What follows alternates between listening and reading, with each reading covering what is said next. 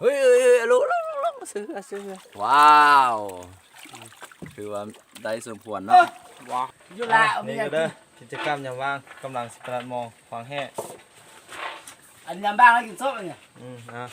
ยามบ้างกินส้ วั ม น เล มือยตลอดเนาะจ้าเนาะ กินส้มเลยพุ่งมือ ไปออกเดินทางแล้วเราบ่เฮาไปตัวนี้บอกปลากันเนี่ย กดเก่า ตอนนี้แมนเฮากำลังออกเรือออกเดินทางสู่นาสนาม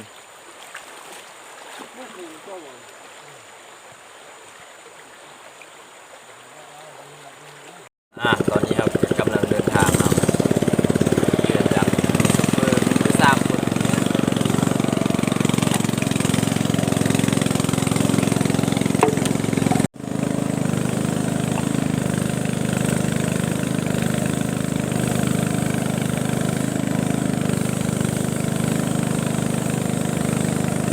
เราเอาไว้แล้วก็ใส่มาหัวไว้เราแต่ละ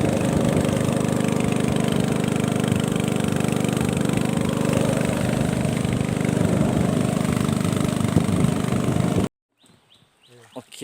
ตอนนี้ก็เรากำลังลัดมองเนาะกำลังลัดมองถ้าเบิ่งมาพลออกมาสิเป็นเอาเลยตอนนี้มันกำลัง ยามมอง ยามมองหรือว่ากู้มองกวดเบิ่งเดี๋ยวตัวเนี้ย บื้อเด้ออยู่นี่คุณ เฮ้ยมึงบ่จับสูงเด้อ ตั้มจับตั้มก็ ถ้าเบิ่งของพลออกมันสิเป็นอะไรเนาะ เจ้าลูดมือลูกนั่นโพดลูก นักไปรัดอัปปะเยอะนะแถวอันสัก3-4หลวงนั่นละเมื่อโอ้ปลาลาดคันมาเอาเบ็ดเอาขี้กระเดื่องคันเนี่ยสิ โอ้ปลาดยังบ่ยอมปลาดยังอยู่กะ อันนี้เป็นผลงานของอนาสหายไพวันนะตอนนี้กำลังเฮ็ดผลงานอยู่โอ้ยเยอะอย่าตุ้งนะกลัวนะ มองหลัง อันนี้ก็คือผู้ช่วยอันนี้นะผู้ช่วยไหลปานนี้ โอ้ยโอ้ ตาม หวยออกเอาเปิดไปนะ มาเบิ่งเด้อ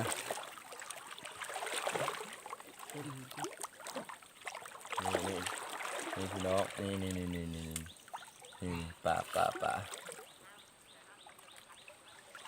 โอ้ถึงลูก โอ้ถือบอลหรือเอสสิง่ายๆป่านี่ ได้ไงนะเดี๋ยวไปซุดเอาไปจ้าพริกกระเฮิ่มนะ ถ้าเบิ่งผลออกมันสิได้บ่ ออกเพาะลุดละเรื่องผลงานเด้อ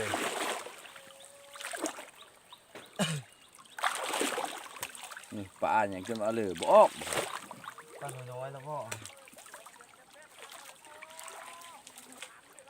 โอ้ยไปเลยขึ้นจ้าเลยว่ะ มวยหา อยู่กันเลยสิเนาะ นี่จะสุ่มไพ่ลงทุ่งเฮือน มาเอลซาน เอาน้ำสมาใบสิ ถ้าเบิ่งผลออกเด้อเฮ้ยลุกซื้อตอนนี้ก็กำลังประคองปลาทึกมองนี่ผลงานของเราล้วนๆได้นี่ เอาได้พี่น้องเอ้ยเอาได้กินนี่ ว้าวคือว่าได้สมควรเนาะ ว้าว อย่าได้ปลาสนิทสิมาลัดอัดยังได้ก่อนนี่ระเบิด ปลาสำนีกับพิงจบพี่เชฟ เป็นอะไรพี่น้องการลัดมองของชาวบ้านวิถีชีวิตแบบบ้านๆก็ถือว่าพออยู่พอกิน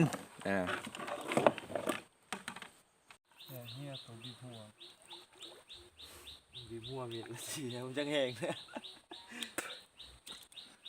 สำหรับคลิปนี้มันจบสำนี้กันเด้อปลดปลาซอยเขาก่อน